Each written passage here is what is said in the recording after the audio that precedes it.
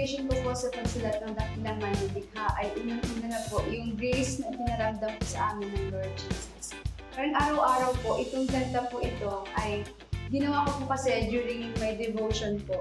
At pinapaalala po sa akin ng Lord na itong kantang to is a reminder song or a comfort song na palagi pong magre-remind sa akin na araw-araw po akong iniligtas at patuloy po akong iniligtas ng Lord sa mga problema na kakaharapin po namin.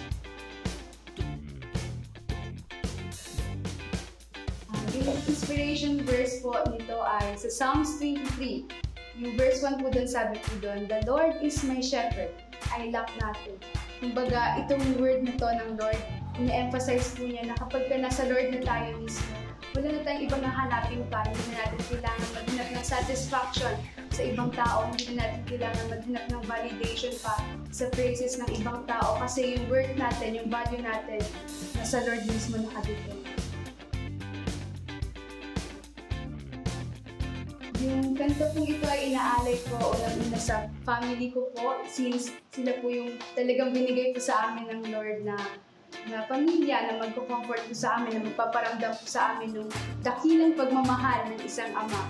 And sumunod po, inaalay ko po itong awit na ito sa mga kagaya ko rin po na naranasan minsan na mawala or pakiramdam nila po wala po silang matakbuhan. Para po maalala natin ulit na yung Lord Jesus, araw-araw po tayong pipiliin.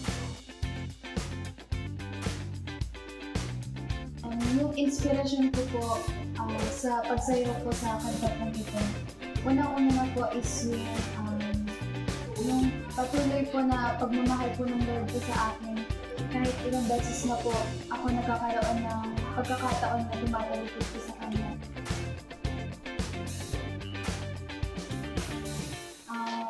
I am grateful po and I'm blessed that nagkaroon po ako ng chance para po makasama po yung ate ko para sa kanta po ito na hiniit niya nga rin po, katulong po ng Lord. Nagpapasalamat po ako sa Lord kasi nagkaroon po ng opportunity to use this gift po in dancing po para po ma-praise din po siya sa buhay. Iniimbitahan po namin kayo para subaybayan kami at pakinggan ang bagong awitin na ilalabas po ng Tara Papuri na pinamagatang Dakilang Manlilikha. Ito po ay ilalabas sa YouTube Music, Apple Music, at Spotify.